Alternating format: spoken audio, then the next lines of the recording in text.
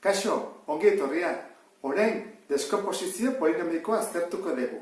Zenbaki bat hartzen dugunean eta bere zifrak banatu egiten ditugunean. Banatzerakoan, batu gai moduan jarri behar ditugu eta zifra bakoitza bidertu bere balioarekin. Izan daiteke, milakoa, 10.000koa edo 10.000koa, besterik ez. Orduan, lehenengo goazen ikustera balioak nola jartzen diren. Adibidez, hemen ditugu jarrita 10-etik 1.000.000 bat arte. Jarraitu daiteke gehiago, Eta orduan ditugu 10 laburdura moduan 10 jartzen da. 100 laburdura moduan jarri barko nuke 10 behar bi. Zergatik 10 bider 10 delako. Orduan, 10 behar bi. 10 bider 10 egiten badugu 1000etako zaigu. Horregatik da 10 behar 3. Horra, laburtuz, esango genuke, lau zifra baldin baditu, lau zero baldin baditu, esango genuke, 10 behar lau, 100.000, 10 behar bost, eta 1.000.000 bat, 10 behar 6. Orduan, lehenengo hau jarriko genuke 10. 10 edo 10 behar bat. Orduan, hori jakita, etortzen bagia honera, esango dugu, hemen ditugu, 30.000, 267, 7.500, eta hemen 3, eta 3 jarretak 8.600.020.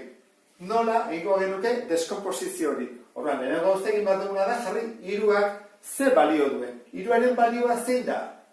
Esango genuke dela 10.000koa. Orduan, 3 10.000koa. 10.000koa nola idazten da? 10.000koa esango dugu hau dela. Orduan, 10 behar lau.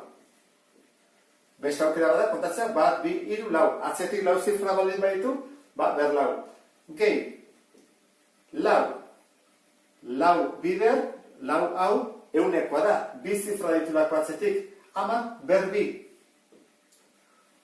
Hurrengoa, 6 bider, zenbat ditu atzetik, bakarra 10koa da. Eta azkenik, jarriko genuke, gehi 7. Orduan, hau izango ditzake, deskomposizioa.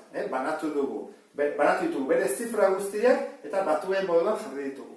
Hurrengoa, 7.500.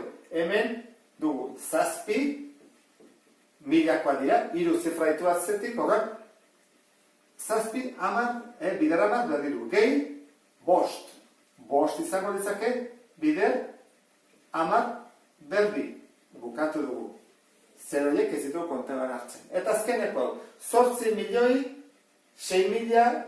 Horran, 8.000.000, 8 bider 10, 1, 2, 3, 4, 5, 6.